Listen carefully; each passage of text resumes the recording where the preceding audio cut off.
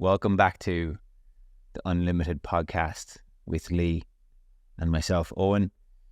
In today's episode, we're going to dig a little deeper into an interview that I recently did with Barber Society magazine in Amsterdam.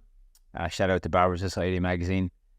It was probably the most raw and honest and real interview that I have done to date in terms of everything. Even going into the interview, I remember now it was a couple of months back, speaking with you, Leigh, going into the interview, I was like, I'm just going to go for it. I'm just going to say whatever it is that comes to mind with love, because up to this point, I feel in my career, things have been a little bit filtered in terms of, I didn't understand myself on a deep enough level to recognize my patterns.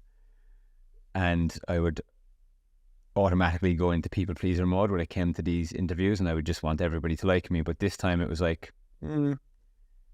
let's just say whatever's on my mind on any particular day. There's very little prep put into anything anymore, because what I'm trying to do with my life is build and stack evidence on a daily basis to prove to myself that I am who I say I am.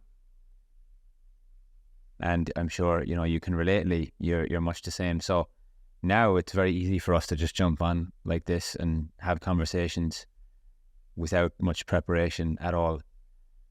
So we're going to dig into that a little bit more today on World Mental Health Day. So it's a very fitting topic, because the theme of the magazine of Barber Society was mental health and work-life balance. Ooh, spicy. Mm-hmm. What are your thoughts on that, Leigh? It's a juicy topic, isn't it? I think they're closely linked, but you could definitely speak about them separately as well. Yes. Well, the funny thing is work-life balance a myth? We spoke into this on episode 0 before we had a name for the podcast. So naturally, there's one part of the interview actually where they kind of misquoted me. I'm going to put it down to language barrier. Like they slightly misquoted me on like work-life balance, because I elaborated a little bit further. And I think it's important for people to realize, like, if you haven't done a magazine interview yet, is like we had an hour-long conversation and it got condensed into a 2 to 3 minute read. So that's going to chunk a lot of things out of it. So today we wanted to elaborate further on the questions. I have the questions here next to me. We're going to read through some of the questions. I'm going to ask Leigh actually some of the questions, and then we can both elaborate, because it's one thing hearing it from me, it's another thing hearing it from my partner in crime, Mr. Leigh Windsor. So shall we start, Leigh? Shall we get into the questions straight away? Should we just dig into Let's it? do it. Why not? Okay. Why not? Cool. I'm sure this could drag out if we don't get going. So 100%. So the theme of the upcoming edition of Barber Society magazine is mental health and work-life balance. I understand that you are now a mentor and coach for people in the barbering business. What made you decide on taking on this new role, and where are you qualified to carry out this role? Great first question.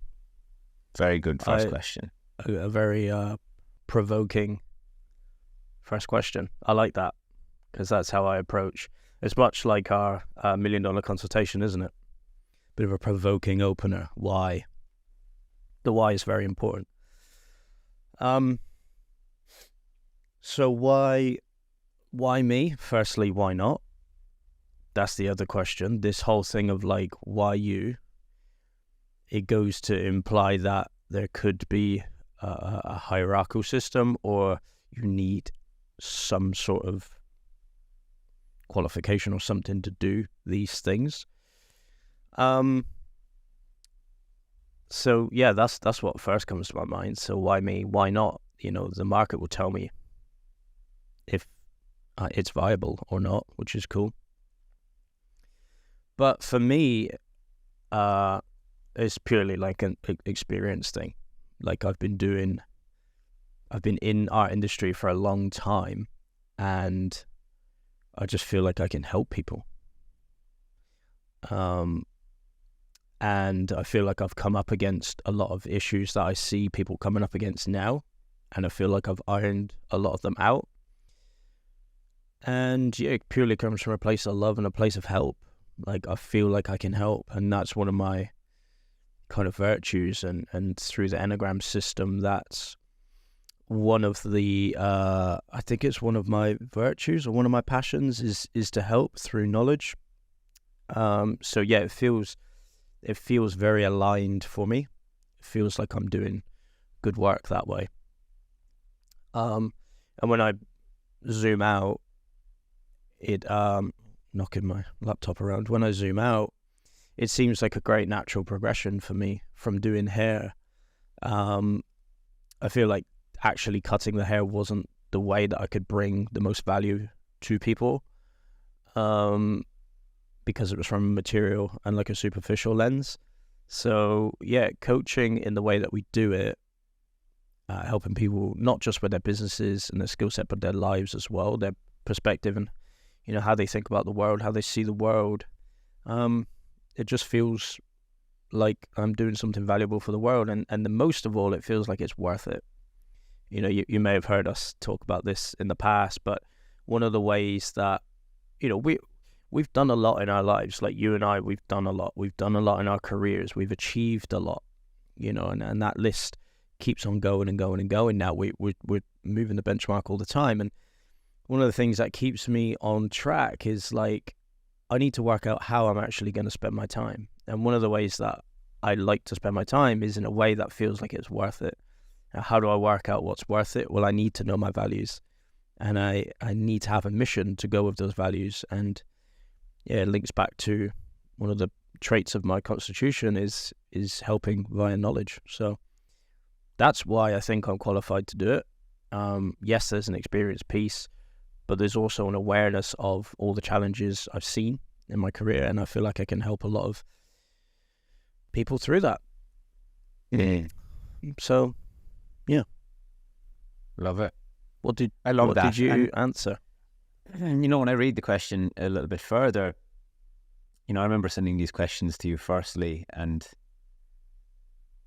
just coming back and being like, yeah, it's all great, like reading the questions, but I'm not going to look into it too deep.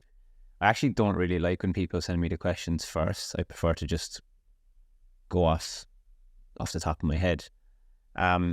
Because even in the first question, what made you decide to take on this new role? It's not taking on a new role. It's just who I am. It's who I am for myself, so why can I not be that for other people? I'm the biggest learner that I know. You're the biggest learner that you know. You're probably, the biggest learner I know. So, I mean... Addicted.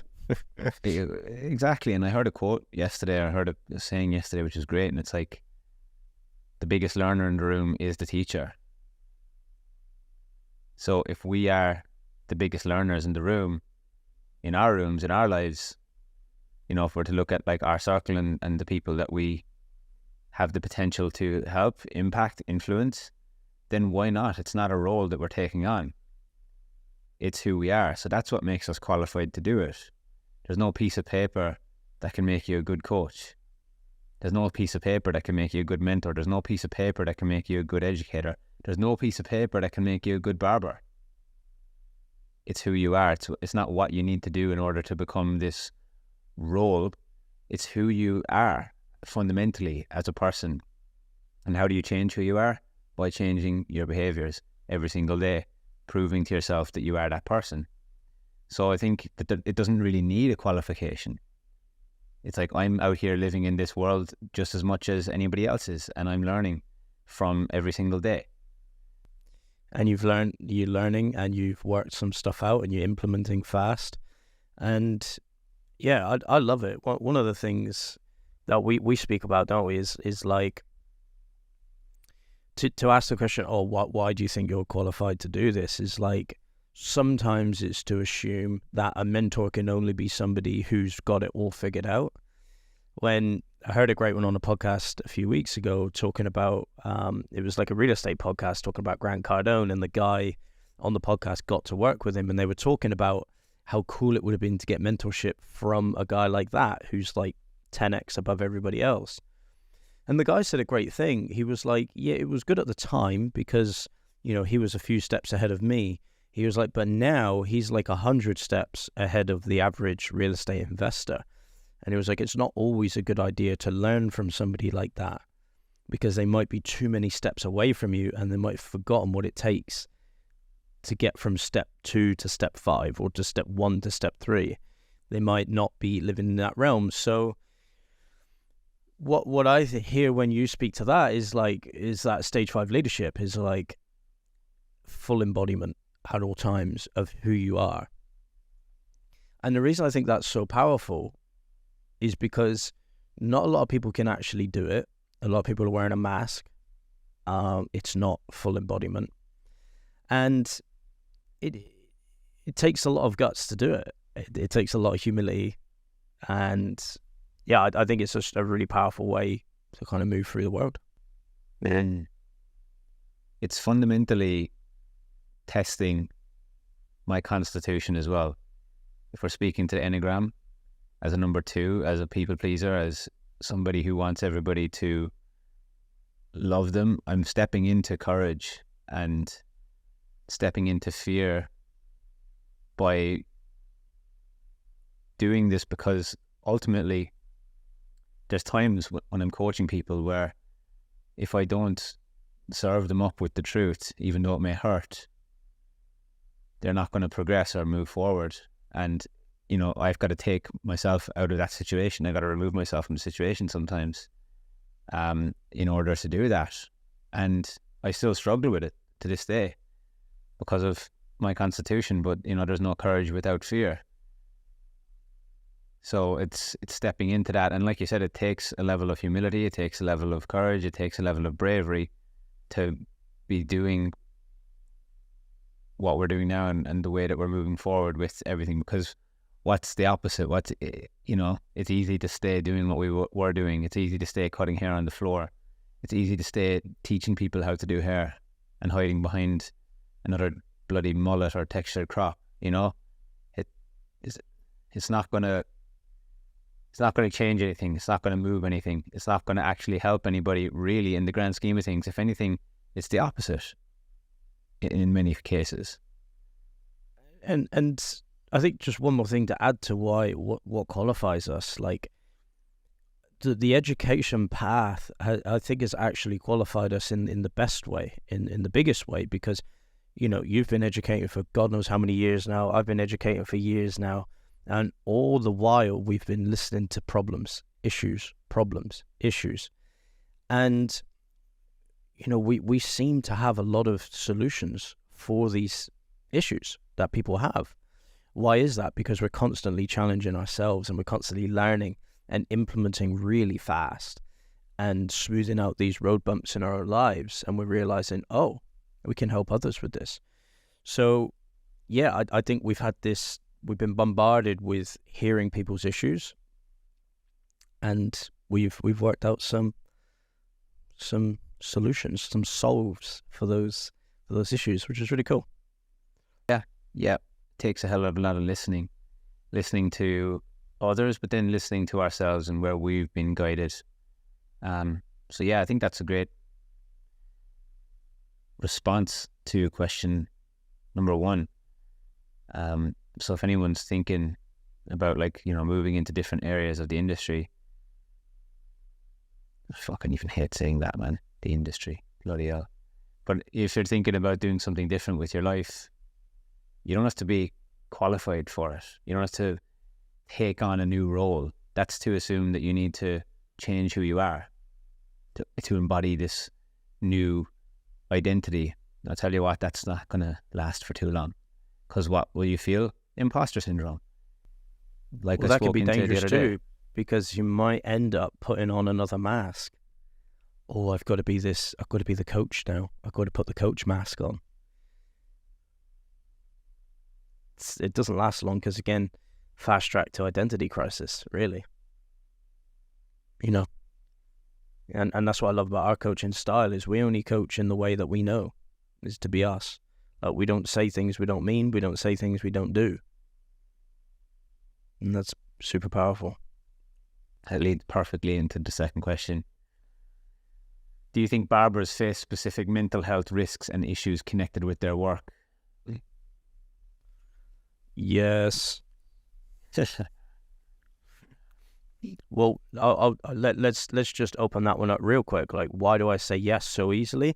Because I've been there, and so have you, and we've lived that experience, and we've had the awareness to realize, and we've worked our way around it, which is fantastic. Can they face mental health issues? 100%. I think again, don't like the word industry, but every thing you do, anybody does, you can face mental health issues.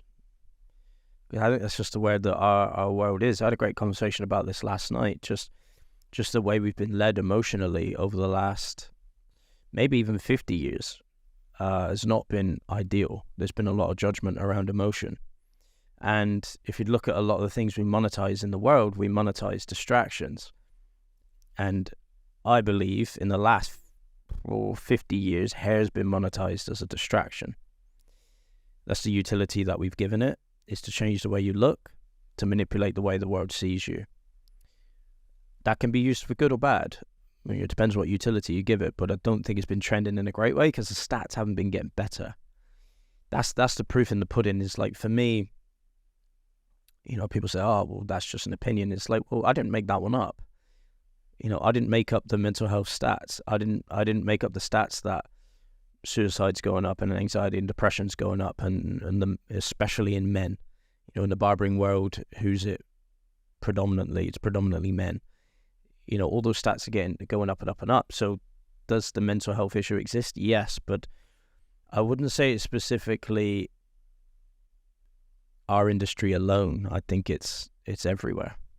It's everywhere. And depending on the utility that you give the thing that you do, you're given occupation, it can exacerbate it, or it can be your path to enlightenment. Like Ram Dass says, use your work as your path to enlightenment. Now, I think for the first 10 years of my career, I used it as a distraction, and it played into my mental health issues. It played into the people pleaser, it played into the high achiever, it played into the proving energy, all of that kind of stuff. And then after that, I started to switch it and use it as my path to enlightenment. And, that's what I'm very thankful. One of the things I'm very thankful for the hair world is it gave me a fast track path to enlightenment. I remember we did a video for Sharon Blaine a couple of years ago now, when we first kind of started putting our faces on video like this. And that was what I said even back then. And that may have been 3 years ago, 3 years ago, was, it's a fast track rocket ship to learn the most about people, which allows you to learn the most about yourself, which is, I think, a path to enlightenment. So I think it depends what utility you give hair. Like Peter Crone always says, in every moment, there's a moment to learn something about yourself. There's an opportunity to learn something about yourself. And I think that's why hair can be powerful. It's because every time you sit in front of the mirror, or every time you look at yourself in the mirror, there's a moment to learn something about yourself. Quite literally, you are seeing yourself, but we don't give it that utility. So what are the mechanisms of people's mental health issues in the hair world? I think there's too many to list. It depends on your patterns, and your patterns are developed from youth. So, it's a mixed bag, and I think that goes for all occupations. Can it be exacerbated by the hair industry? Absolutely. Why? Because I've experienced it, and we see it every single day. It's more common than not, really. Yeah. And, a question that I'd kind of ask you to elaborate on there is, well, why are the distractions, and why is distracting yourself a bad thing? Because, we ultimately, over the years, that's kind of something that somebody would have asked us. Obviously, we kind of have deeped this one many times ourselves, but sometimes for someone who's listening to this thinking, well, why is it a bad thing to distract myself if everything out there is so painful? And I think that kind of speaks perfectly into how we finished up question number one. You can is you're going to confront it at some stage anyway. It's going to result in like an identity crisis of some sort, or it's going to result in mental health risks and issues connected to your work. So yeah. Well, the very essence of distraction is essentially leads to addiction. That's essentially what an addiction is a distraction from feeling what your nervous system wants to feel or is about to feel. And then the brain goes, nope, no thank you. Do I know a different way to get around this? Yep. I'm going to get a dopamine hit from somewhere else, or serotonin from there, or whatever it is, or adrenaline from something else. You know, the reason I list all those types of chemicals is because drugs do different things. Haircuts do different things. You know, all of our addictions do different things. They release different chemicals. So whatever pathways your body likes to use to counteract the feeling, that's what it will use. And, you know, I don't think a lot of people look at it as addiction. You know, a distraction quickly leads to addiction. You get addicted to the distraction. Then you get addicted to being addicted. And that's where I think our world is right now, is we're just so addicted to being addicted to things. Because it's, you know, something that you were alluding to there, it's easier. I mean, it's easier. And it plays into us as humans. We are creatures of comfort. We will take the path of least resistance. That's Epicurean in nature. Follow the pleasure. Fantastic. Because our reward centers in our bodies are designed by following pleasure. How do we reproduce? Because it feels good. Why do we eat? Because it feels good. Why do we do this? Because it feels good. You know, our bodies are designed that way for the path of least resistance, to follow the pleasure, to survive. But we can also get addicted to it if it's distracting us from feeling the feelings that we really want to feel. And, you know, one of my practices this year is learning about fascia and how the intelligence of fascia in the body, and how all the emotion, a lot of emotion is stored there. You know, our body is like an energy machine. We cry for a reason. We feel for a reason. We shake for a reason. We scream for a reason. But all those things have been shunned in our world, and you're seen as a bit mad if you do those things. Where it's actually net positive if you do those things. If you have a massive cry, the moment it comes into your nervous system, or a massive scream or shout, you'll find that it might not crop up again, because your body's had a moment to process it and push it through the full nervous system. Because it only goes for so long. You can cry and cry and cry, and eventually get exhausted. The body's like, oh, I'm done now. I'm done. But when you distract from it and it gets stored somewhere, it often stays for a long, long time. And that relates to what you said about it will crop up somewhere. Whether it will crop up in a relationship, a business partnership, a friendship, health, it might pop up as disease. It will come out somewhere. And that's the scariest thing about a suppressed and distracted emotion, is that it will come back to get you at some point. So that's the worry there. That's why I think it's always better to be real and to be honest and to be open. Because it gives there's something deeper at play, and oftentimes it's the things that we can't see that we ignore. And the thing that we can't see is what the fascia's storing, and our nervous system is storing. There's an intelligence there that we can't see. And we distract and ignore the frameworks and the systems that it's trying to use to help us to process it. So that leads into, I honestly think, and look, we might get hate for this.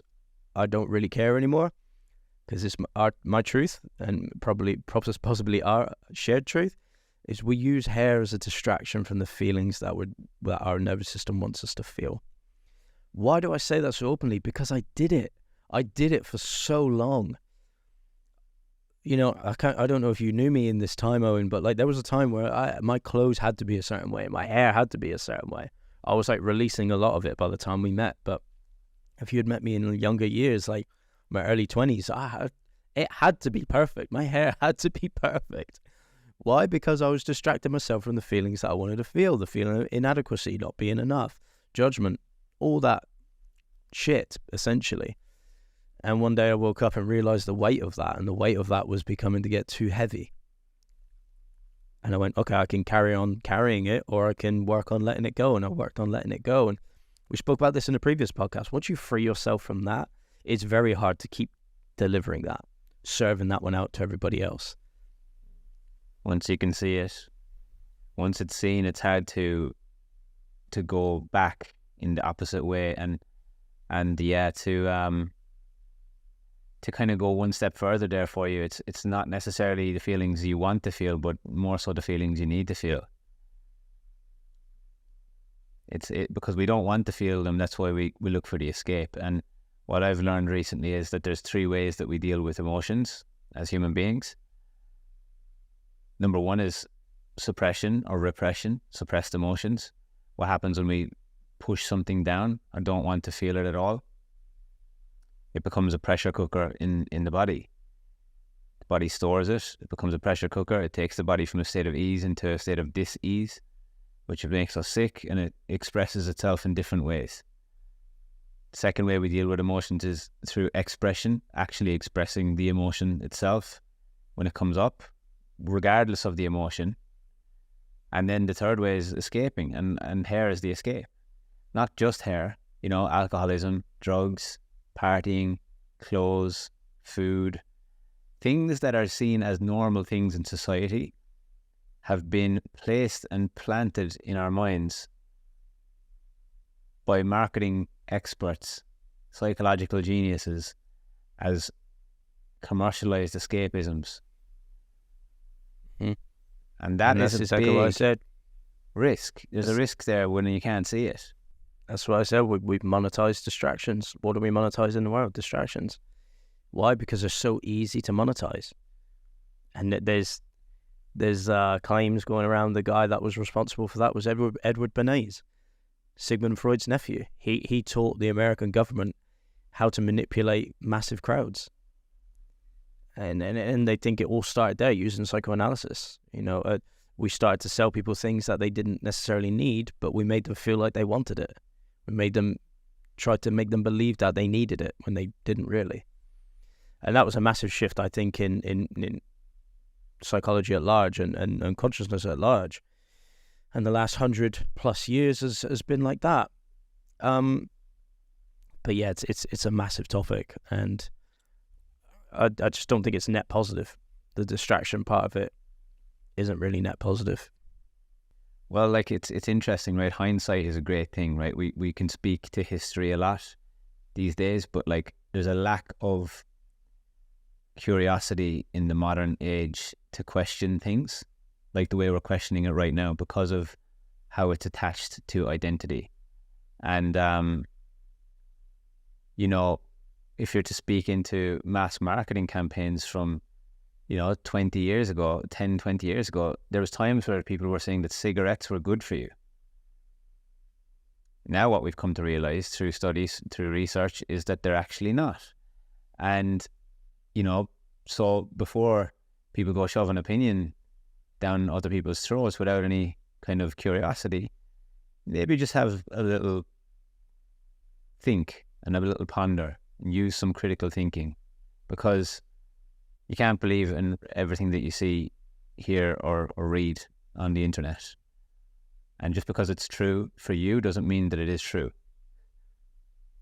Do you know who started the cigarette thing? Edward Bernays, the guy that I just spoke about. And he made it popular for women to start smoking as well, because there was a time, early 1900s, where women weren't allowed to smoke, or it was frowned upon.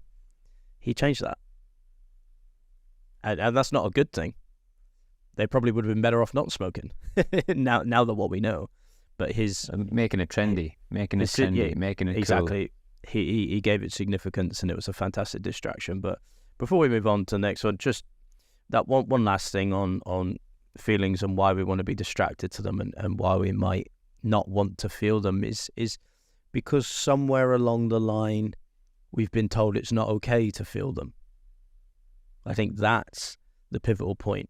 Somewhere along the line we've learnt that it's not okay to have those feelings, and that's where it gets dangerous, and it got dangerous wherever that came from. Don't cry, man up, be quiet. That's compounding down on all those things.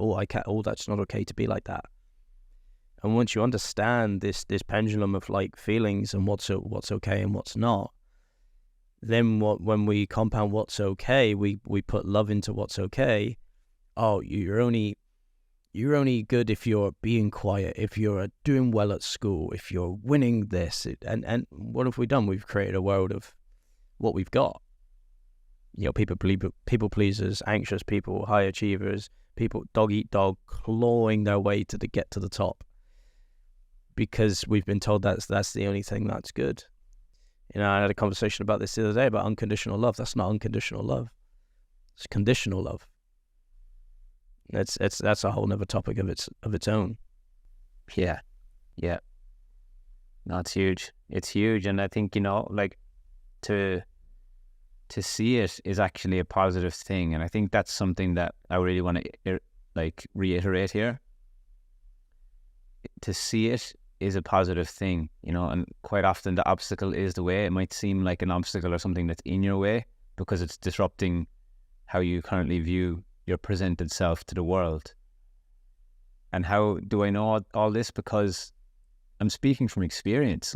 Please, as a side note to this podcast, everything we say on here is experience-driven stuff. We've experienced it. We've felt it. That's why we're speaking about it. And on the other side of it is a sense and feeling of freedom. And that's what we're trying to help people get to. Because once it's switched around, because like we always say, the hair industry is very, very close to being a fantastic medium or channel for us to actually do the opposite and educate people on self-worth.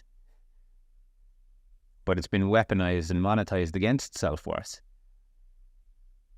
And some people don't like the fact, they don't like that we say that, because it questions who they are. And stop making things mean something about you and just look at the objective statement at large. That's what I would suggest when listening to certain and reading certain pieces of content. So to fight it and to resist it is actually going to give you risks associated with mental health issues as well, because now you're resisting what is. And there's nothing wrong with it. Things can change, things move on. The only constant in life is change. Everything is changing, always. And if we're not listening, that's when we start getting into mental health issues. For me personally, when I don't listen to the signs and I resist, that's when I struggle the most with my mental health. Because I'm not listening to the guidance. So, is it challenging, Leigh, for barbers to find a healthy work-life balance? And how do you help people find the right balance? Love that question. Again, yes, it's hard for them to find work-life balance. Again, why? Speaking from experience of listening to God knows how many hundreds of barbers that we've been in the presence of over the last few years of educating. Bar one, I think nobody I've met has good work-life balance. And I'm going to change the word balance to synergy. I think we use that harmony, synergy idea now because I don't believe there is a balance. I think there's a harmony in how to make your life work. So the first thing is, let's address the balance thing. To say there's a balance is to say there's a proper way to do it. And what the balance thing I think can allude to is escapism. So it lends itself towards, I work like this, and then the balance is I'm going to escape with this. That's where I think it gets dangerous. So if we look at it as change the word to harmony or synergy, that means how do I just make my life work as one big beautiful moving thing that I don't have to escape from. And this is one of the hardest things for a lot of people to think about. The question I offer people is if you have to escape from cutting hair, why on earth are you doing it? Why do I say that? Because I had to ask myself that. I was escaping from it at times. I'd go hard, I'd do 40, 50, 60 hours cutting hair, and they'll be like, fuck this, get me out in nature. But I wasn't using nature at the time for the health benefits. I was getting out in nature to get as far away from hair as I possibly could. Because I had to escape it. That's a very healthy expression of it. And that's a very healthy expression of escapism. Like my escapism for years was, let's go to the fucking club, let's drink as much alcohol as I possibly can, black myself out drunk, smoke weed at the weekends, eat shit, escape through trying to get with women, and meanwhile, in the meantime, convincing myself that I loved everything that I was doing. And that's where it can also go. So whenever you fill that escape with, I don't care what it is, if it's used in a negative context, it's still escapism, you know? Even if it's just laying in bed for 2 days straight, doing nothing. Some people say, oh, well, that's not bad, you're just recovering. It's like, yeah, but it's still escapism, though. Think of the utility that you're giving it. It's still escapism. So if you have to escape from the thing that you're doing, put a question mark over it. Why are you doing it? Because the first sign that comes up to me is it's not aligned. And there was a time in my career where I didn't have to run away from it. I would do it for 60, 70, 80 hours a week. Didn't care. I loved it. I just, again, because I was giving it a different utility, you see, it was playing into my own mental fitness. A people pleaser, high achiever. I just want to get good at the thing. And I did that for a long, long time. And that was fine. I didn't have to escape from that because it was probably a distraction and I went full focus into it. Great. But then there did get to a time where I did want to escape from it because it didn't hold that utility anymore. And yeah, so how did I get around that? Well, I just had to look at life a bit differently. I had to think about, well, where did hair fit into my life? And one of the ways we help people now is to reverse engineer their life in terms of prioritize sleep, rest, and regulation. What's going to keep you rested, healthy, and regulated? Start there. How much sleep do you need? How much exercise do you need to do for the week? How much regulation do you need to do, whether that's breathwork, meditation, whatever, or going to church, whatever it is, reading, and then build your life around that. And that's one of the hardest reframes for a lot of people I find in the coaching space to understand, is they've never been offered that framework before. They've never been given the permission to design their life that way, because most people do it the other way around. I did it the other way around for so long. I was always told that work comes before everything.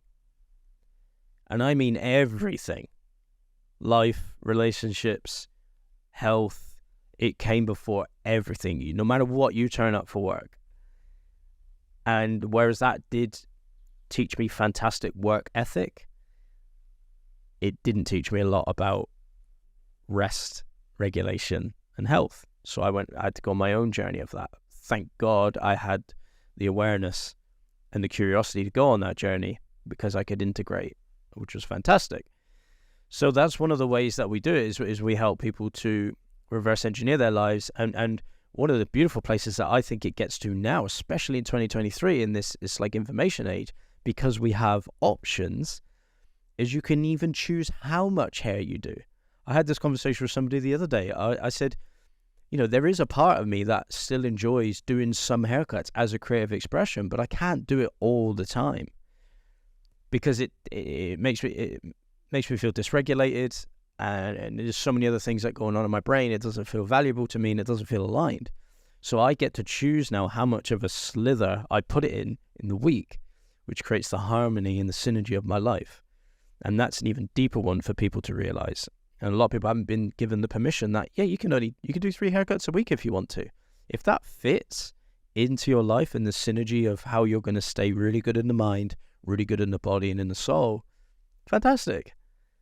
But that's not often how we've been taught it. So yeah, let's try and we don't use that work-life balance equation at all. We use harmony and synergy, and we help people to reverse engineer their lives around the things that are going to keep them healthy, essentially, in more ways than one. Yeah. To add to that, I would ask, or I would state, like, what game are you playing? And that's a question that I ask myself on a regular basis. It's a question I ask myself on a day-to-day basis. What game are you playing? And I don't judge myself on the score of the game when the game isn't over. And the way that work-life balance has been portrayed is keeping people on the hamster wheel, because it's giving them and it's feeding them the escapism through the culture that's been created. Work 9 to 5, Monday to Friday, escape at the weekend. And all of the distractions are planted in place at the weekend. You know, all the concerts, all the fucking nights out, all of it. It's all there at the weekends for people to run away to. You know, it's like that is the culture built by the industrial model. Keep people working for the short-term game, fucking their health up in the meantime. So you're spending all of your time working, and we're spending all of our time working as a society to save up money for when we're sick so that we can afford to pay for our hospital fees, which is another part of the joint venture that's going on with capitalism at large. So that's quite a deep statement. I would probably go back and hit -15 a couple of times on your phone and listen to that again. But that is literally it. And I love what you said there, Leigh. You know, the way we're crafting our life and our business right now, literally in the last 2 weeks, we've been kind of like not getting caught up in the distractions. You know, there's been plenty of options and offers and different things come across our table, ideas. But just like yesterday, we'll jump on a call and be like, hey, I need to chat to you real quick because I'm kind of stuck on this problem. Not necessarily a problem, but I'm stuck on this piece. I want to see if it aligns. And, you know, getting back to synergy, getting back to harmony, we've basically created a model where we're working, you know, 4 weeks a month, 12 months a year. But it doesn't feel like work because within those weeks, there's plenty of space. We're optimizing for space. We're optimizing to give ourselves space so that we can keep looking for more space. If you don't have any space, you can't see anything. So I think, you know, the thing with barbering is and it's not barbershop owners' fault. Don't get me wrong. They're actually the ones who are caught up in it the most of anybody. But then because they're so caught up in it, quite often they can end up, you know, doing things that go against their internal value systems in order to keep the machine running. And the question to ask yourself is, what game am I playing? Because for the most part, most barbers that I've experienced aren't taught to play the long game. You know, like, what game are we playing? Are we playing the long-term game? Are we playing the not sustainable, the longevity game?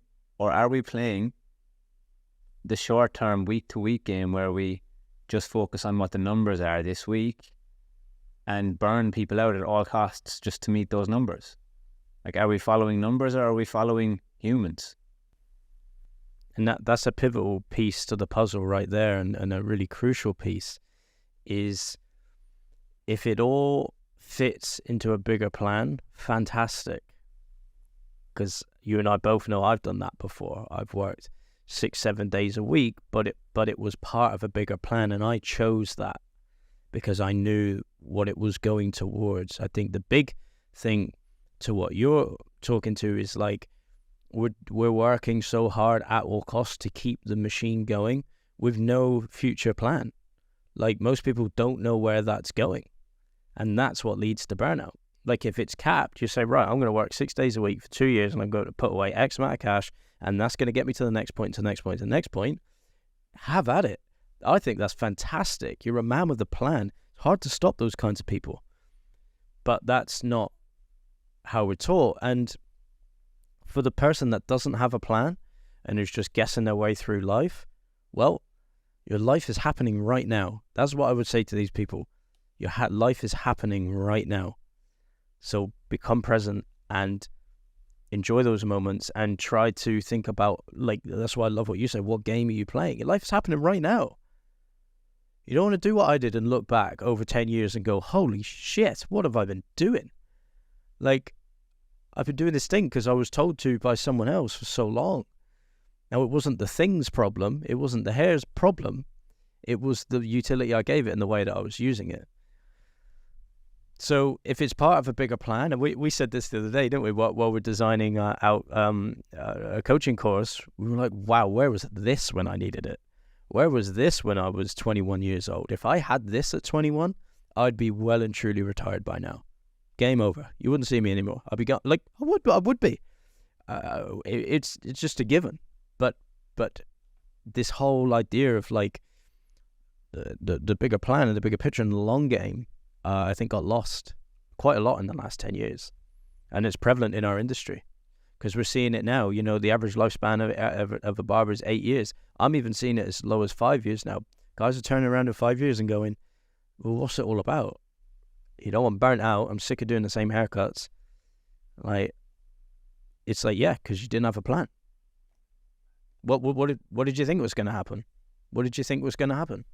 So, well, the person without a plan, right? Like the person with no plan is going to hit it 100% of the time. They're going to hit their target 100% of the time with pinpoint accuracy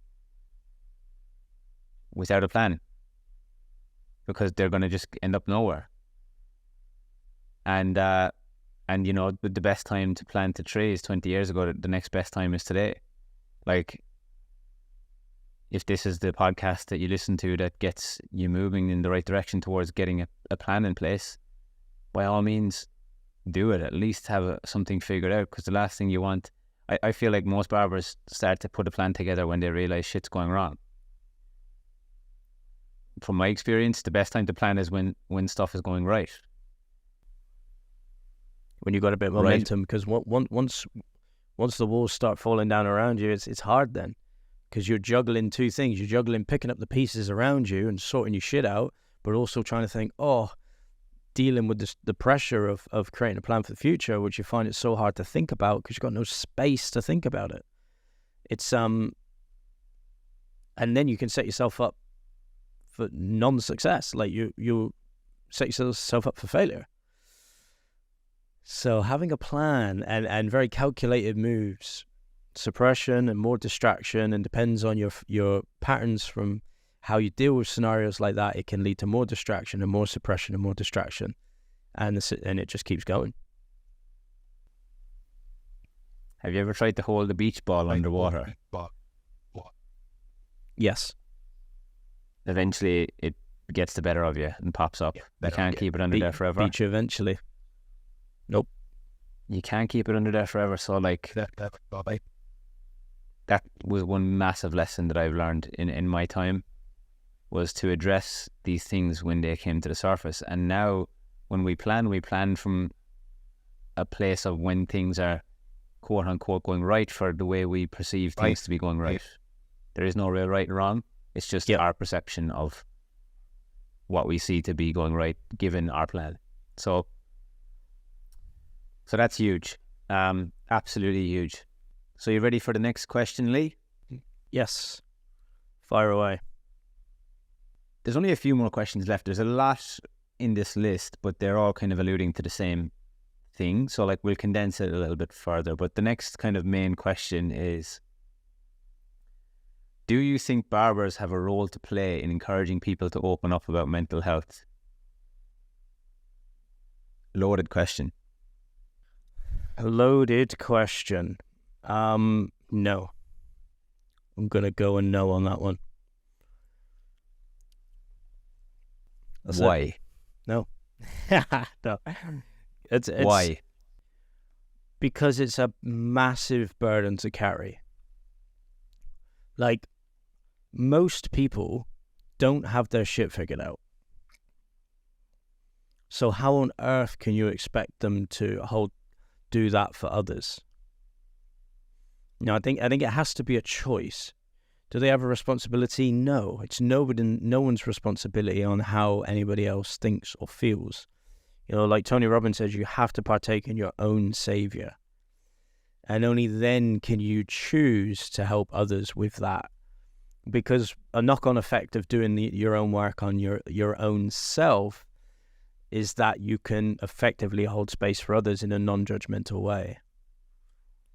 So if the feelings of others and other people's mental health, I speak to this because this is what I experienced.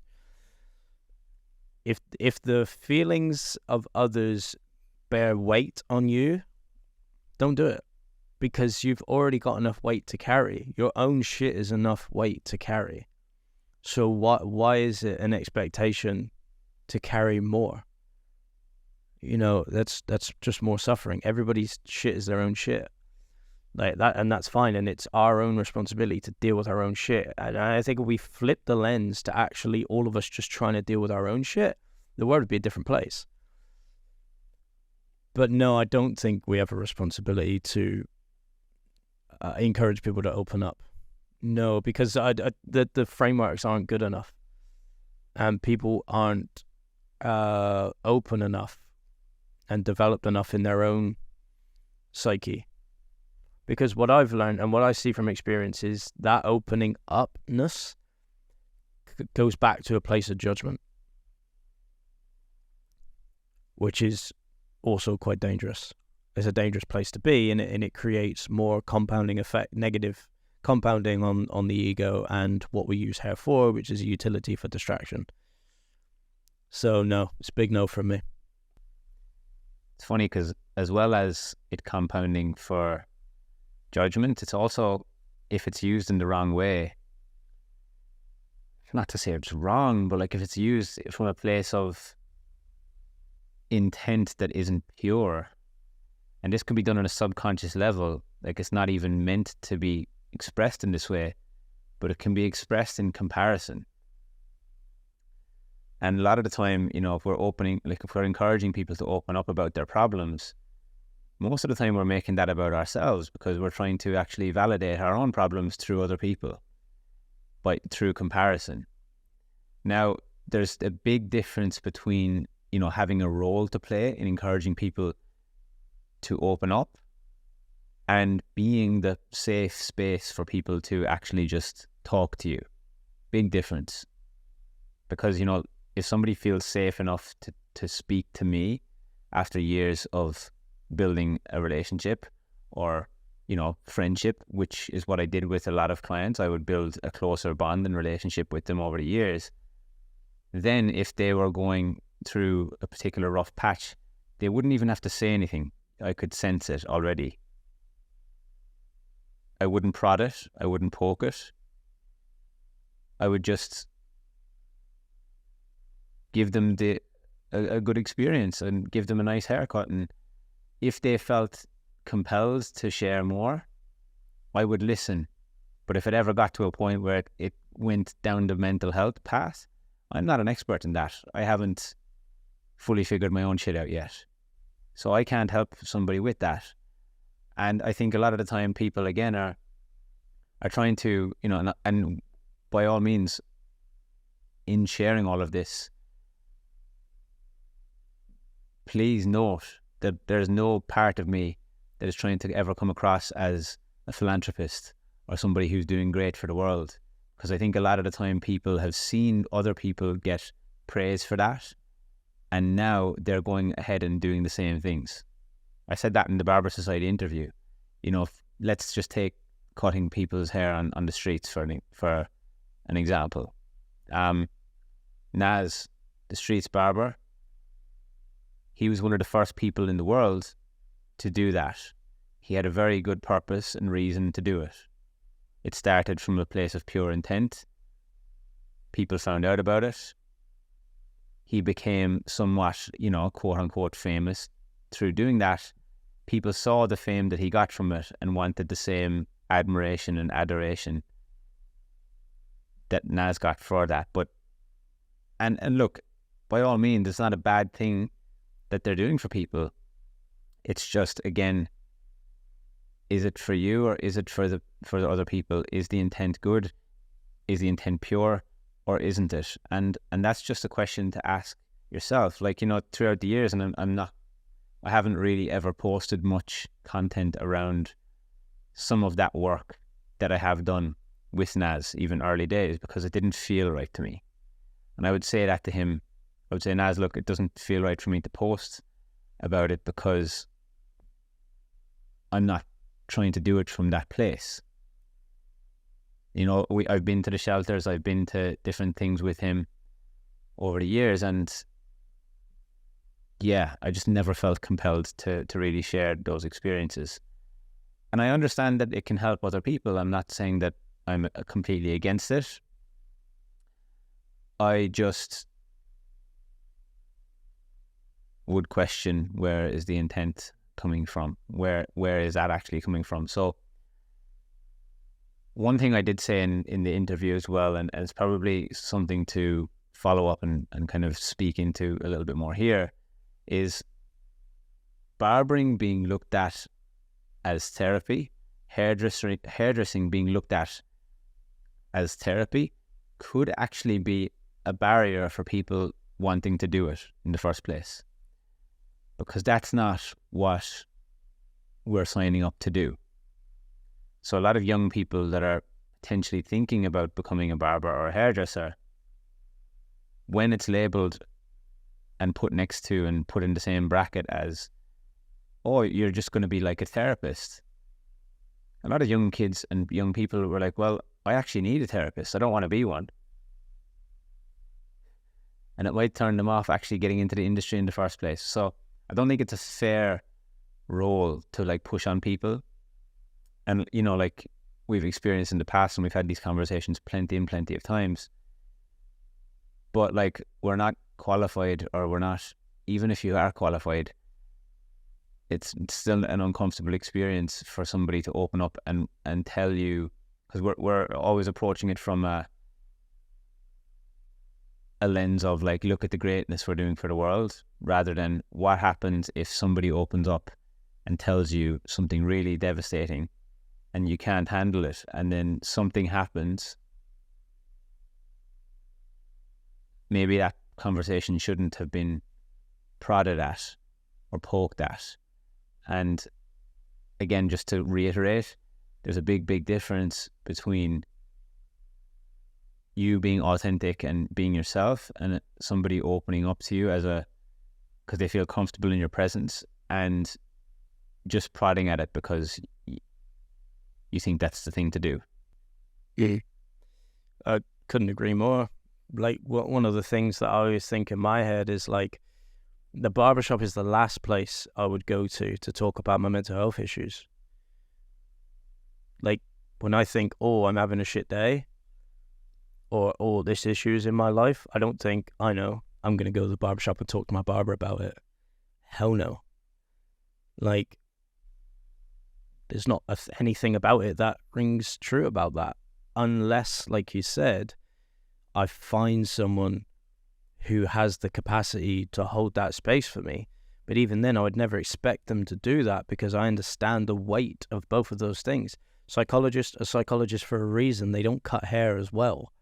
They just do the psychology, because it's such a loaded thing. And there's a reason that, you know, if you think about psychology, you go see a psychologist, you really only talk. It's words, it's about the mind. Well, we know true transformation comes from the physiology as well. But to blend the psychology and the physiology is even a bigger thing. That's like saying to a PT, oh, you're also my therapist. They'll be like, no, I'm your PT. And they can have certain utility to help you think about certain things in certain ways, but that's not their job. It's not their role, is to be your therapist. Because I think in the hair world, if that is our role, number one, like you said, we're not trained to do that. Nowhere in our training packages is anything about mental health. For starters, we need to know how to even hold a safe space. Most people can't even identify what a safe space is or give you an example of what it is.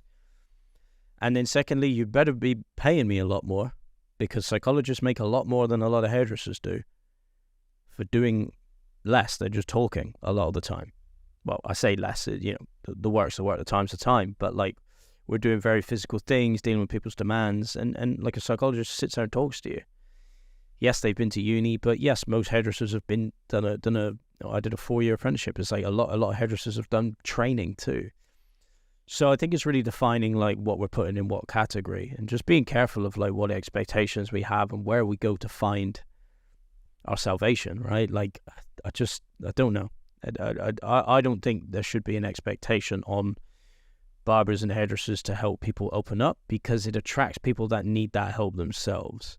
And like you said, a lot of the youngsters are emotionally, I would say, fragile because of the world that we're moving into. We are a much more open and emotionally fragile world. And it's such a new thing to be this fragile about the way we think. And so to expect them to then deal with everybody else's problems is not a great thing. And we've got to think about the utility we're giving it here. We're completely forgetting about the creative and artistic side of hair.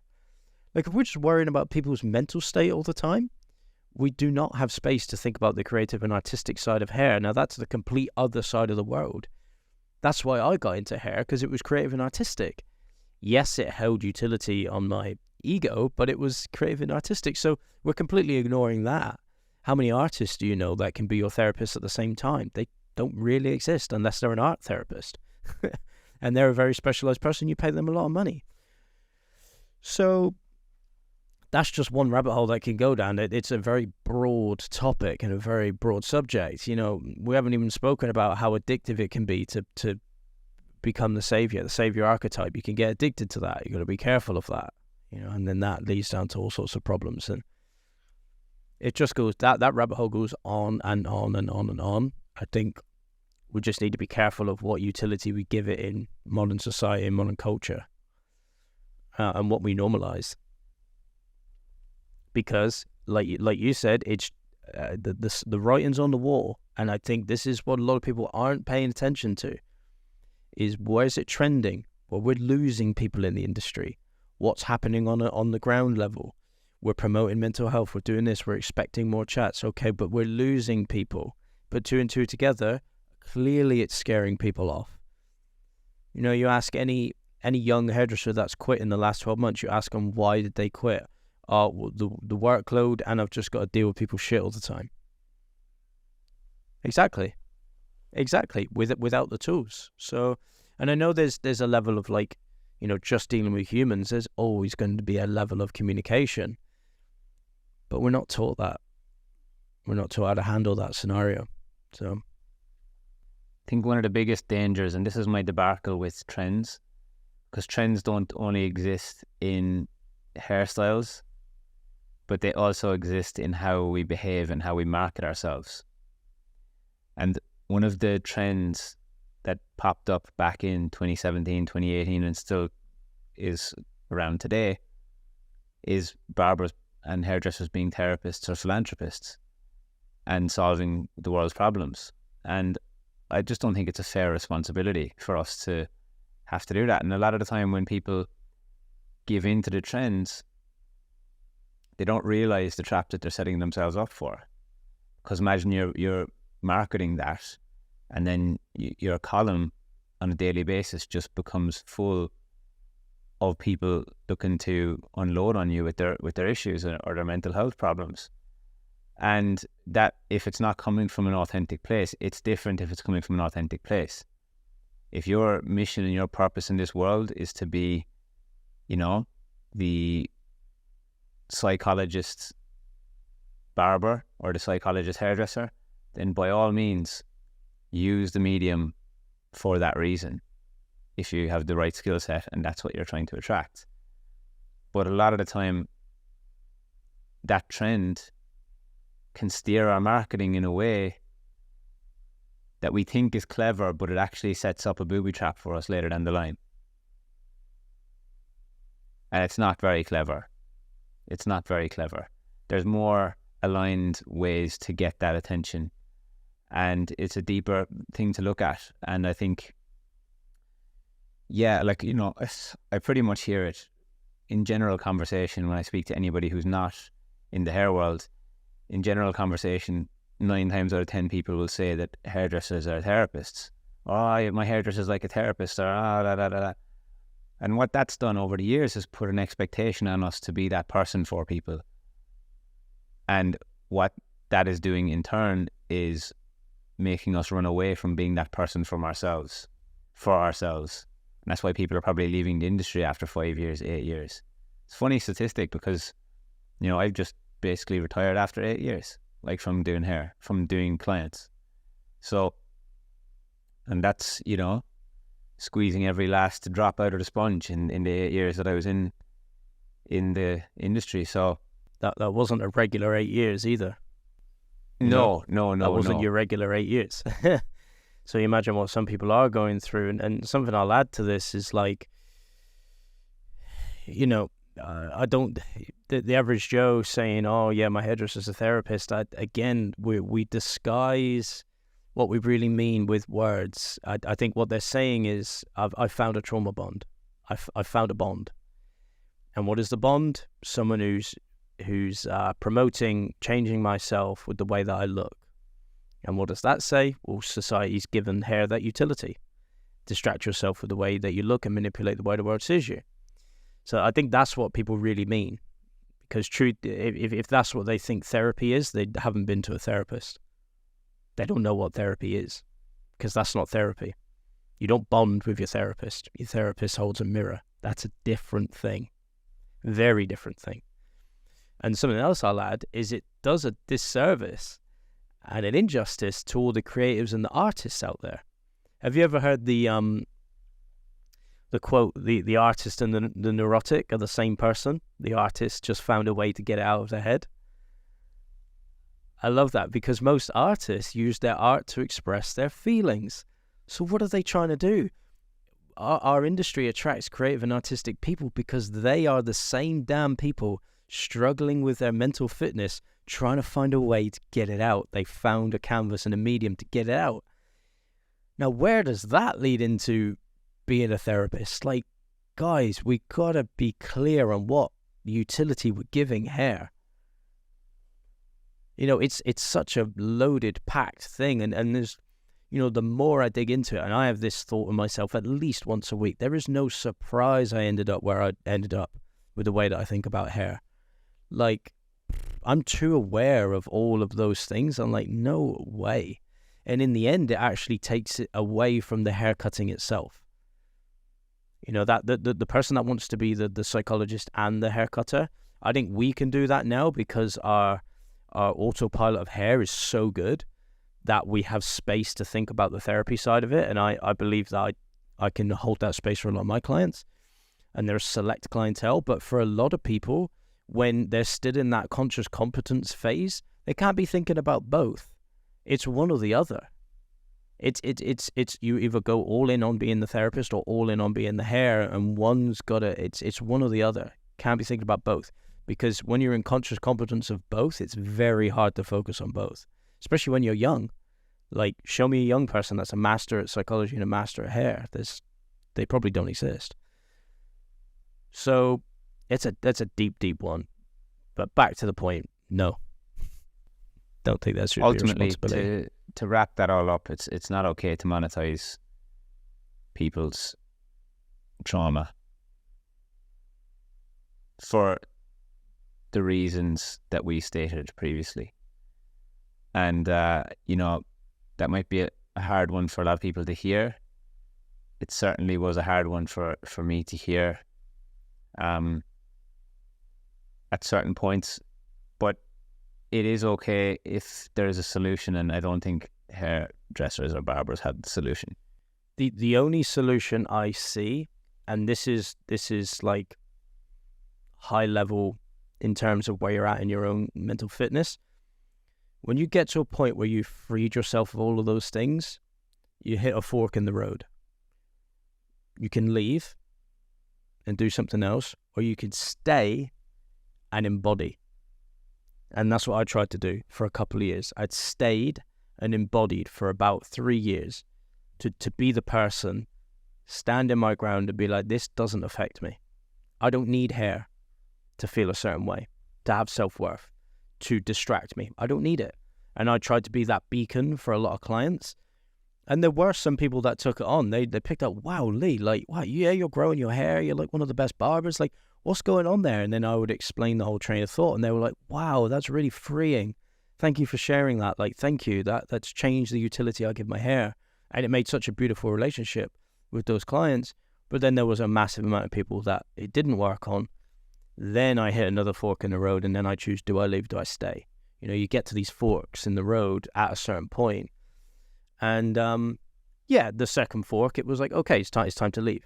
It's time to focus more on education and coaching. And that's where the last couple of years have gone, which has been beautiful. There's a big difference. There's a massive difference, in my opinion, between having a great conversation with people and with clients and from a place of embodiment and they can feel it and see it, and inspiring your clients to live and lead a better way of life is different than everything that we just spoke about. And that's why, you know, in the last couple of podcasts and even what you're saying there, you know, even up to this day, you know, up to recent times, when we speak about certain conversations that we have with clients, through the building of ourselves and our own business and where we're going with our lives, we are now opening up space for those conversations to be had with our clients, and they're in turn bettering their lives as a result. So that's where the value really lays, is in the connection part of it. Now that I've taken the transaction out of it, like, just because I don't do hair anymore doesn't mean that I don't cut hair. I don't do hair for money. I've taken the transaction out of it. So now the people who are coming in, sitting in my chair and I'm cutting their hair, it's like, it's either friends or people that I respect or people I want to hang out with. And, you know, we have a mutual bond and connection where we have decent and productive conversations around life, work, career, health, fitness, optimization. I've truly created an aligned clientele of a handful of people that I don't exchange money with. Sometimes we exchange services, but there's friends of mine that I'll just cut their hair for free just to spend time with them and hang out, because they are people that I want to expose myself to in terms of broadening my horizons and having a more open mind. Much, much different than trauma bonding with somebody over problems. Yep. Because the big flatliner, well, like we always say, is gratitude. If you approach the hair world from gratitude, there is nothing wrong. If you wake up every morning and you're grateful for who you are and how you are, exactly how the universe delivered you, there isn't a problem. I just get to wake up today and choose to change the way I look. And that's not a problem. That's a great thing to be able to do. You know, that's a sign of how good it is to be a human right now in this modern world. And we just don't do it. I'm yet to meet somebody who does it that way, except for a handful of my clients. Like, there are a handful of my clients that realize, wow, how fortunate am I to spend the money and get the time to have this kind of conversation, to have this level of service, this level of work. That's another thing. In those years of me not embodying that, I don't need the hair to feel any kind of way as a human, I would argue I was doing some of my best work as well, which is interesting because a lot of people think, oh, you must not care then. It's like, no. I have standards for my life. I hold myself to a level of excellence. Just because I don't get to give it that utility doesn't mean I'm not going to do it well. I was doing some of the best work I've ever done, but the utility completely changed. Yeah. And you know what? Like, to put mental health and getting a haircut in the same bracket in itself is a contradiction. If you really sit with it, it doesn't feel instinctively right as a human being, because it's a contradiction. So we're meant to hold space and help people feel good about themselves and soothe their mental health issues by giving them a thing based on judgment of how they're currently not looking. Oh, you're looking dusty, you're looking rough. Let me fix that for you for now, until it grows out and you look rough and dusty again. It's contradictory. The whole thing is a contradiction. It's a big contradiction. And like I say to all my clients, and they'll attest to this, they're like, oh yeah, I look so much better. I'm like, no, you don't look better. You look different. You just chose to look different. That's it. You don't look better. Like, this is where the salon work got hard for me, because I feel like a lot of people think what they're buying is your expert judgment, and your expert judgment, and you're going to change them for the world's going to see them better. It's like, no, I don't judge you at all. When you walk in that door, I couldn't give a shit if you have a haircut or not. Couldn't care less. Because you don't look better when you leave. You just look different. And that's fine. You give that whatever utility you want to give it, but I'm not going to tell you what utility to give it, and I'm not going to judge you for it. You know? Because there's a reason we go back to it gets quote unquote dusty again, or not sharp, or not clean. It's like, well, because that's how we're meant to be. And people talk about their beards. Oh, look at my beard. Oh, it's like, yeah, it's meant to be that way. It wouldn't be that way else, would it? It's the way the universe delivered you, sir. Like, it's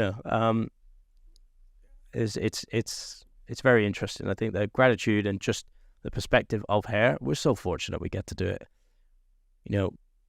Just the very fact that we get the time to even focus on that is, our lives are better than 99% of people's in the world if you get to do that. Well, it's very hard to be grateful and like angry or upset or any of those things at the same time. And for me, when I gratitude journal every morning, and I now do the priming exercise that Tony Robbins gave us, it completely removes any, it gets me out of any funk or any situation that I'm in where I'm not feeling great, because it's like, well, there's so much to be grateful for. The more I'm grateful these days, the less I need. The more I'm grateful, it's like the more I'm grateful, the less I want to work. It's really interesting. There's days in the last couple of weeks, where I'm just here at home, and I'm used to working hard. That was my addiction. Working hard was being busy. That was my addiction. I was addicted to being busy. Still working through the addiction. But the more I'm grateful gratitude is soothing it, because the more I'm grateful, the less busy I need to be, because I've got everything I need. Well, what was that piece of content I put up last week or something? Most people's motivation is fueled by their insecurity. Gratitude flatlines a lot of your insecurity. Where does workaholism come from? Is insecurity. Once you work on your insecurities, you realize that a lot of your motivations go away. Then you get to choose, what am I actually motivated about? I spoke about this in another podcast. You get to choose, what are you actually motivated about? No longer is your life chosen for you. You get to choose it, and it's so beautiful. Gratitude, it's and just working on your mental fitness and mental health. It's such a beautiful place to live from, and the thing that I'll kind of compound it, lock it all in with, is I can't tell you how good it feels, how free and light it feels not to have to worry about what I look like. If that's all I can give somebody, the weight and the effort and the energy it takes and it costs to worry about that every day for prolonged years of your life, I just don't see as worth it. It feels so much better to not. I wake up and I'm like, fantastic. There's not much I have to worry about. It's brilliant. And that's gratitude. I'm grateful for how I was delivered here. I'm grateful for just how I am. And if I want to choose to be different today, I get to choose that. Not because it's chosen for me out of insecurity, which is really cool. And then I get to deep it on myself and ask myself, well, why do you want that today? Yeah.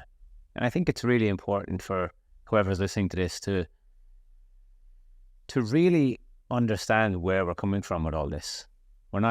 This isn't a big attack on the hair industry. It's more like, okay, well, there is another way, and we've found the starting point of another way, and we're working our way through it. And one of the biggest compliments that we've ever received actually was last week during our workshop with Naz. Was at the end of it, at the end of the $1 million consultation, I remember Naz saying, guys, I've done all the education, I've been to all the big companies, I've seen it all, but the way you guys are doing it now it's coming at it from a different lens, a more aligned lens to his vision of how he sees his barbershop and how they want to impact people. Because at the end of the $1 million consultation, when all the judgment is removed, when all of the contradiction and all of the preconceived ideas of what this is are removed, gratitude comes through, and the client can actually enjoy the experience a lot more, because now they realize, oh wow, I just get to have this haircut done to this level, and they're no longer nitpicking, is this side a little bit higher than this side? Because that kind of energy where people are thinking, is this side higher than this side, is coming from how am I going to be judged if it's not right? There's a pretext to that saying that if something isn't done on my head in a certain way, people are going to see me as not lovable. I'm not going to be loved by people. That's the deepness of it. And when that's removed and it comes at it from a different place, everybody can enjoy the experience a little bit more, and it brings it back to community. It brings it back to just connecting with another human and not turning it into this big important thing that like how they look is so important to how they're going to be loved in the world. And that's where I'm at with my clients now. Like if I do clients, for example, like I don't do clients anymore, but when I do cut hair, that's the point I'm at with my clients now. Like we won't compound any negatives that come through in the experience. We're not here to fix you. We're not your hair guru. You know, the way Tony says, I'm not your guru. We're not your hair guru. Not here to fix you. You're already good the way you are. But now look at where we're at, and we can do this. We can still give you and deliver you a fantastic haircut and a fantastic product because of how good it is to be a human. And that's the angle.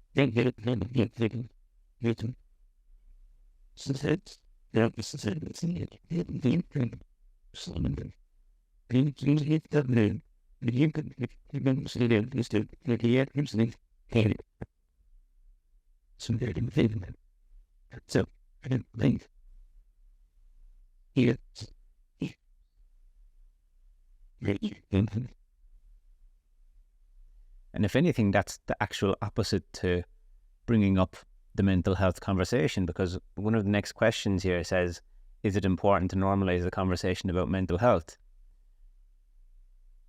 Well, the $1 million consultation actually, it doesn't solve problems, it actually dissolves them. Because a lot of the time, I mean, I hear a lot of like problematic type of language when it comes to the hair world. And when it comes to all these consultation videos that are going out online now, a lot of the time people are speaking to problems, but our model dissolves the problems and gives optimals. You know, it's not even like it gives optimals or it gives preferences. It's not problems, it's more preferences. Well, we're very careful in the language that they use. We don't use the word problems. It's issues, and even further, they're just perceived issues. They're like issues that we've made up. It's like, okay, well, if we're objectively looking at this, is that an issue? Is it not? It's not a problem. It's just like, oh, is it working? Is it not? Okay, cool. And that's what I love about it. What would you prefer? You know, it's like just preferences. We haven't even gone down that path yet about preferences of how we design our life. Haven't even gone down that path.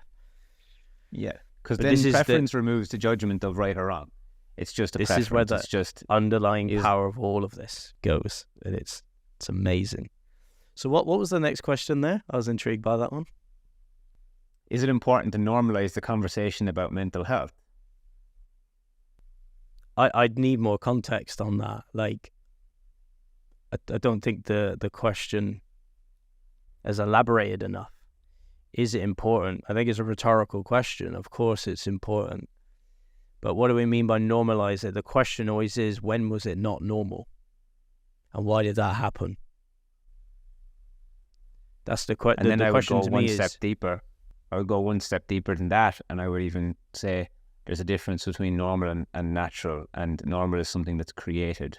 And why do we need to create it? Because people are creating it to make money. And that's not a natural thing. Like, just, it's important to have natural conversations around mental health is what I would like to say. It's mad, isn't it? Like, if you really deep that one, it's like we're trying to, essentially the sentence says, is it important that we normalize having natural feelings? Of course it is, because natural comes before normal. Like, what do you mean? That just goes to show what a ridiculous system we've created. It's absolutely ridiculous. Like, then that's what I mean. Somewhere along the line, we were told that it's not okay to have the feelings that we have. That's why we have the patterns that we have. But it's like, that would always be my question. So when did it become not normal? Are you saying that because I have feelings it's not normal? And is this, we're acting like it's also a new thing. You know, throughout history, psychology has proved it. Humans have never had different emotions. Your emotions have always been the same. For the entirety that humans have been around, our emotions have always been the same. We can't get new emotions. You try and get a new emotion. You can't get one. You've already got them. Like, you know, so to say that that's not normal is a complete disrespect to the human, like complete disrespect to who we are and what we are. So to say, is it important to normalize that? But it already is important. Like, it's the most important thing that we have is our feeling. We are a feelings machine. That's what we do. We're problem-solving feelings machines. That's what we are. Yeah. Well, it's not normal to not normalize it. And that's the thing. It's not natural to not normalize it in a way. It's like, of course, have the conversation, you know, of course, speak to people if it comes up. Of course, just be a good human being. You know, like, we're not telling you in this podcast not to have the conversation, because that's not what we're responsible for. We're just saying it shouldn't be an expectation. But have the conversation. You know, we develop relationships, we develop bonds with our clients, we develop bonds with people who come and see us on a regular basis. Sometimes we see our clients more than we see our families and our friends. So of course it's normal or natural to develop a relationship with these people. And when we have conversations with human beings, we quite often interact and communicate through feeling. So it's the most normal thing we can do. I think one of the massive ones is to just, remove the expectation. Because if there's expectation that doesn't get met, that creates another pattern. And it's a disrespect to boundaries. Like, to just expect that everybody's going to want to talk about your issues is actually a disrespect to their boundaries. It's another level of, like, mental health that we're not really appreciating. And it's just to realize that that's what we are. We're feelings machines. Like, that's what we do. It's one of the best ways to connect, and just remove the judgment. Like, there's no judgment on any of it, because it's the most normal thing we can do is feel. On the flip side of it,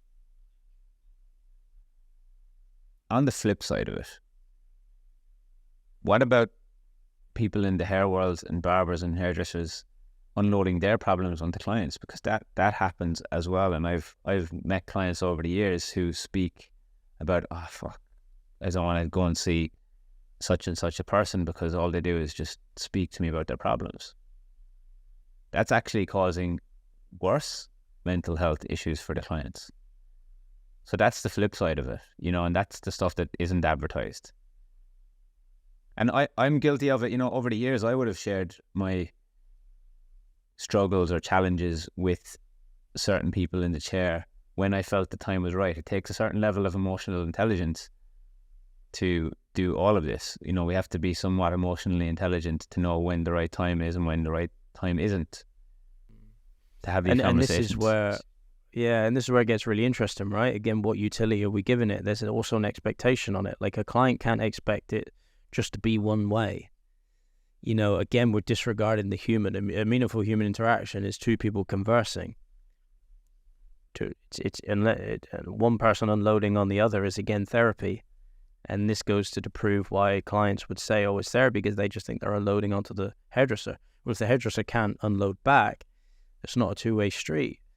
But we also need to appreciate boundaries. So if a client is just unloading on a hairdresser, that's not respecting the boundaries. If a hairdresser's unloading on a client, that's not respecting boundaries. So that, like you say, the emotional intelligence comes in there.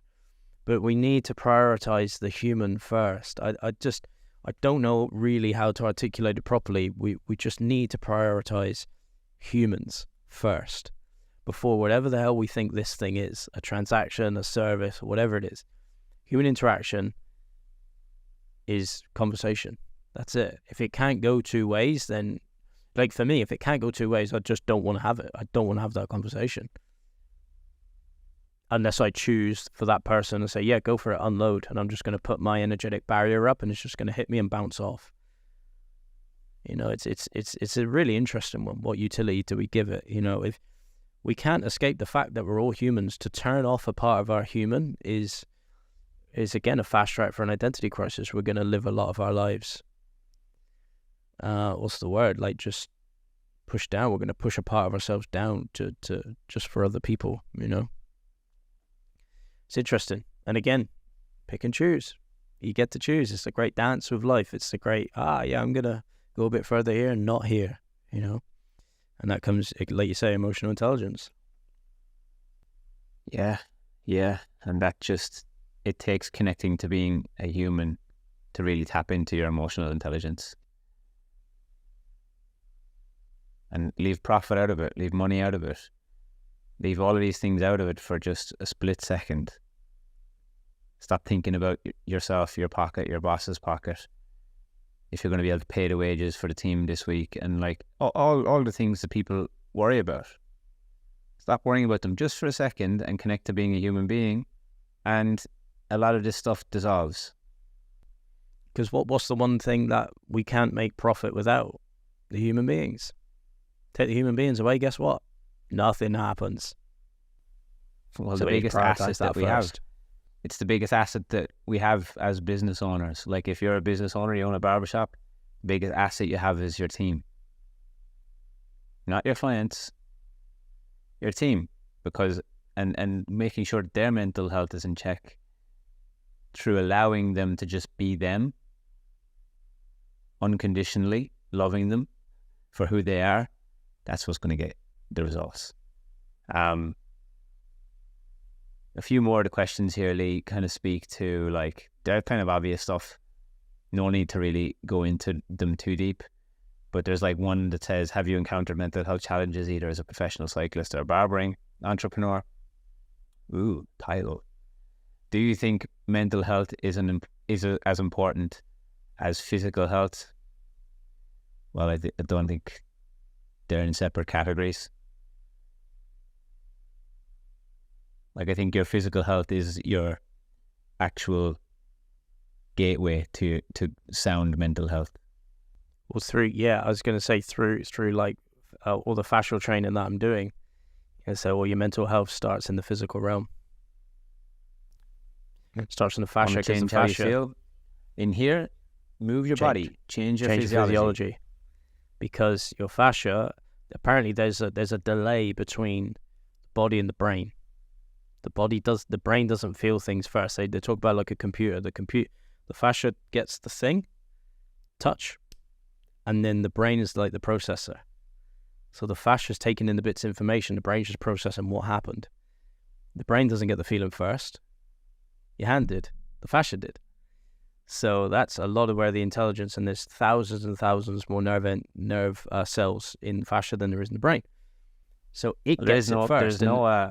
There's no feelings in the brain. You can't feel anything in the brain. There's no feelings. No, exactly. If you cut the brain in half, it has no feelings. So that's a very interesting one. I just think they go hand in hand. A lot of the mental health issues are worked through the body and they're stored in the body. I mean, we know that now. That's not really an argument, is it? No. And then, the last three questions really here speak into like our approach to coaching and mentoring and what do we see as the key aspects of effective coaching? Why do people turn to us for coaching? And there's a lot of coaches out there these days, and what makes you stand out. So think to wrap the podcast up and to kind of speak on one last topic, them 3 questions at the end kind of speak more to dissolution or solution-based thinking. What is our approach? Well, our approach is a very holistic approach. Whole list tick the whole list. But first we look at the general basic practices: hygiene, sleep, physical movement, health, stuff that all suffers from my experience in the environments that I grew up in. Even as a professional athlete, that environment wasn't healthy. People might have thought that it was, but it wasn't, because there wasn't a holistic approach to it.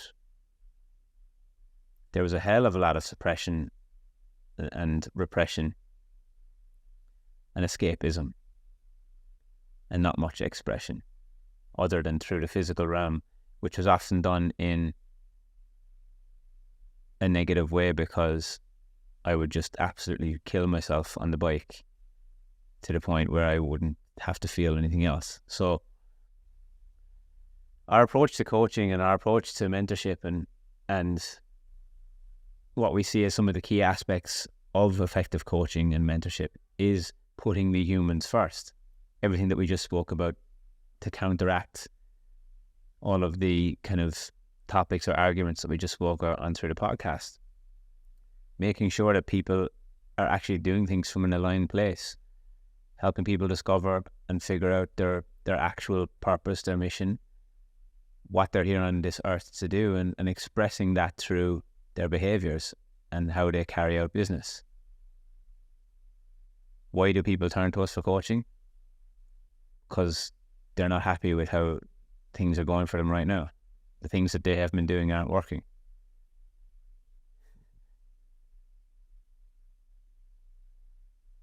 And like there's a lot of coaches out there these days. What makes us stand out? Because we're us and they are them. That's it. Like, what makes anyone stand out? I think that's the beautiful coaching. The beautiful thing about the coaching space is we get to be ourselves, which is amazing. But yeah, I love what you said there, and that's exactly how we do it. We prioritize the human. Get them into a healthy space in terms of how they think, how they perceive the world. Get them into a grateful space. And then there's a great line that Paul Chek always uses, healthy humans make healthy decisions. The healthier you can be in body and mind, the healthier the decisions you make. And then all of a sudden you realize, wow, you're making great decisions in your life, and all of a sudden you're on a path to success. Like that's it. It's Tony Robbins says it as well. Business is a spiritual game. It's only really 20% tactics. It's 80% how you think about it. I've been saying that about hair for a long time. I was like, it's only really about 20% about what you actually do, and the rest of it is about how you think about it. The reason I win comps and you win comps and we do what we do in life and we've done in our careers is because it's what goes on between the ears. Like, that's it. We just think about it in a different way. Everybody's doing the same thing. Everybody's cutting the same straight lines. Everybody's got the same Clipper 9000 turbo that goes, cut your hair off in a millisecond. Like, everybody's got the same thing. It's about how you think about it. And that's essentially what I love about our coaching, is it comes at it from a holistic standpoint, and no two paths are the same.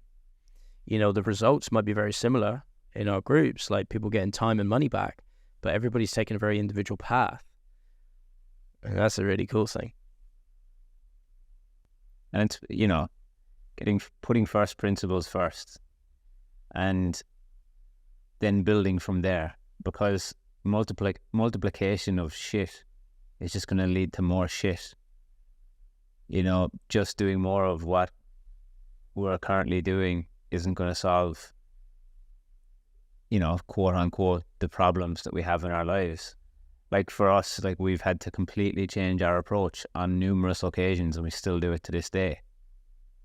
Like this morning I was writing in my journal, I was like, I wonder what's going to come up to the surface today, because like literally I sat down last night and you know, again, like the whole busy thing, I still find myself going back into patterns of working a lot because there's a nice harmony between what I do throughout my day now. It's not like I'm not on anybody else's time. So like I don't mind sitting here at the desk for 12 hours because I'm working on something that's going to give me that 12 hours back later somewhere else. And you choose it, right? You chose that. That's the difference. Yeah, and I'm choosing to be That's here not and being to do it. And no one's telling you to do that. no, nobody's telling me to do pretty much anything right now. And I think that's where our working relationship has really flourished as well. You know, like we don't have expectations on one another, you know? Like if you told me tomorrow, I just need some time to do whatever, cool. Go and do it. But I think the coolest thing for us is we understand psychology too much to hold judgment on that. I can't judge you if you want to take 3 days off. Why would I even judge you? Okay. Like you say, why are we trying to judge a game that isn't over? It's like the game's not over. We just carry on. Like it's fine, and it's such a beautiful way to live. And that puts longevity in everything. You know, Alex Hormozi said it forever. It's about how long can you keep playing the game. And is that something we really want to let stop the game? No, because we've worked so hard to not be those people. Because it's not productive or empowering for the world. 100%. So yeah, no, that's huge. That's huge. So like yeah, last night I found myself working quite late. Actually, there was, you know, I was at the computer still at like 9 p.m., 10 p.m. because I just had ideas, and there's a synergy and there's a harmony in my life that I don't feel like I need to run away from something. And it's something that, you know, I even speak to Hannah about on a regular basis because we're going to Bali soon, and, you know, she's kind of prepping for like Christmas period and like wanting to have time off, and what are we going to do about like certain commitments that we have each week? Because we know we both have our coaching call each week that we do with our clients, and Hannah has her coaching clients, and it's like, yeah, but like it's still only a couple of hours a week that we have to be in a certain place. It's like I don't feel like, regardless of the time of year, I don't think it's a big deal for me. It's actually more of a big deal for our clients because they're leading different lives. So for them, they might actually want the time off, not us. That's how I feel about it. I've been, it's great, and that's the way I look at it. Like a life by design allows you to do it wherever. Like I don't call holidays anymore. It's like people still ask me, like, when are you gonna take a holiday? I'm like, I don't take holidays. My life is one big holiday. I design my life how I want to do it. And that's why I say I'm so full of joy a lot of the time. Like even the days, like, you know, Leigh, you all right today? It's like, yeah, there might be something on my mind. It doesn't mean I'm not enjoying my life. It's just something on my mind. I'm still joyous about what I get to do. It takes me 2 seconds to snap out of a funk because the gratitude piece comes in, and I just get to design my life how I want it, which is amazing. So I don't even look at like time off as a holiday anymore. Life is one big life by design, which is beautiful, and it's got that synergy. It's got that harmony. I don't judge any of it. It's great. Well, there's not many other things that I'd rather do. So like, that's the way I like to look at it as well. There's not many things that I would rather do than set this up and to put the work into it when it needs the work. Like right now, to share the journey with you guys, we're currently redesigning and remodeling and restructuring our business and the way we're going to deliver our coaching. So I understand that this is trench time. This is time to be in the trenches, and the payoff of that is going to be later down the track, like when I am in Bali and I can take more time in between working, and I'm not going to be in this controlled environment that I'm currently in. Because right now it's a very controlled environment. I know what I'm going to get each day, but at the end of the year, I'm going to be on the road for a little while, and I don't know what that's going to look like. So I want to make sure that the foundations are in place. And that's another key aspect of what we try to help people do in our coaching, is get their foundations in place and build from a strong foundation, because building upon a weak foundation isn't setting themselves up for longevity. I think one of the things we've been talking about lately as well, isn't it, is like this whole thing of like the whole passive income and passive life. Like there's nothing really that takes no work. Like everything takes some work. And I like to keep a little bit of that in my life, even on, like you say, even on the weeks, I might want to take a week off at Christmas or whatever it might be, whatever. But it's nice to remind yourself that there's nothing that takes no work. There's an important lesson that can get lost, because even if we strip it right back to nature, there's something is always working. Always. Whether it's an ant carrying a bit of dirt, or us eating the fruits from the trees and pooping it out later, or dropping the stones. Something is always working. Nothing comes for free. Ever. Because there's always a time expense. Even if you want to say there's no work involved, there's a time expense. So I like to keep that in my mind. You know, there's always going to be, the more I can just become okay with it, I'm going to have to work for something, even if it's a little bit of work, then that's okay. But if I can design my life and choose when and how I do that, I'm totally fine with it. That's cool. Yeah. And that's exactly what we're trying to help people do. Like a real coach or mentor is trying to help people discover a life that they could potentially live. What would it look like if you could be living your dream life? And that's how we're designing our lives. So we want to help other people do the same. And that is actually a lot easier than people think. Some people put themselves in their own handcuffs. You know, they attach their own ball and chain to their own leg. And it can just be by opening them up to a new perspective or a different way of thinking, a different way of seeing the world. It can change everything. And, you know, to really wrap up the conversation, everything that we share on this podcast is from that lens. It's like, please learn to look at it in this way.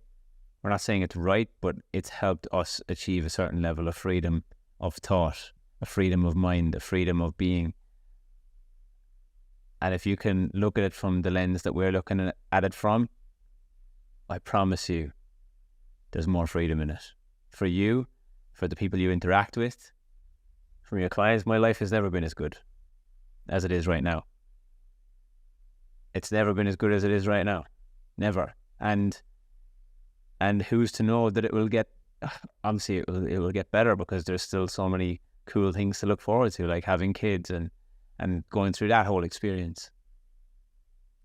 But because I've confronted some of the hard truths, because I've confronted some of the parts about myself that I didn't like, because I've had an openness of mind to these conversations and topics, it's allowed me to kind of push through the storm, through the rough patch and the nettles and the, you know, the thorns and the bushes essentially that were in my way, to come onto this, you know, beautiful beach of life. And the jigsaw puzzle is just coming together one piece at a time, and it's beautiful, and I want to help other people experience that. It was the exact same principles played out when we started teaching hair first. It's like, we figured out an easier way to do this. Why don't we teach people how to do it? It's the same thing now with life design, with business design. And that's exactly why we're doing what we're doing. It's to help people live and lead better lives, because what's the opposite?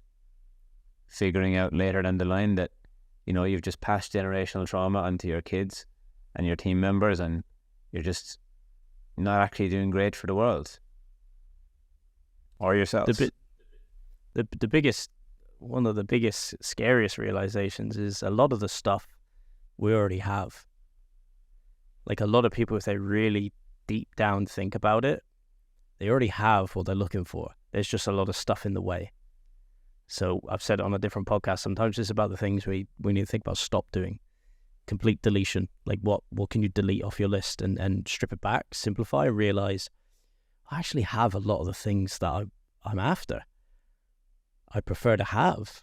I just need to learn to see through the clouds, see through the bushes, like you said, and just enjoy them now. Yeah, it's amazing. I wish I had that advice when I was younger. I had a lot of the things that I was searching for. Yeah, life isn't somewhere else, bro. It's right here, right in front of us. It's right now. We got it, and love it, and live it now. And there's addition in subtraction. Yep. So that's it. That's it all from me today. anyway. That's it from me. I'm done. I could talk forever, but I'm gonna stop there. Yeah, and we'll continue to, and we will talk forever. These are a lot of the time. It's again not the tactics. It's not what you need to do. It's who you need to become, and these are the conversations that we're having on a regular basis between ourselves, with myself, and with our coaching group, and the results speak for themselves ultimately. So that's it, guys. Another episode of the Unlimited podcast. Again, just exposing you to some content to help you reach and tap into your unlimited potential, to live a life without limits, to feel the freedom on the other side of limits. And that's exactly what we're here to do, is to share that. And we hope that you took some valuable insights and perspectives, opinions away from today's podcast. And please share with us, what was your one biggest takeaway? What was your one key takeaway? I would actually encourage people to listen to this podcast and take some notes. Sometimes there's people who I've witnessed and experienced in my life, and the reason I say it is because I've been that person where I didn't have enough humility at times to take notes. But when you write something down, you solidify it. It creates a different neural connection, neural pathway. It comes through the body and into the brain. Shit. Thanks for tuning in. Thank you. See you Stay next unlimited. week.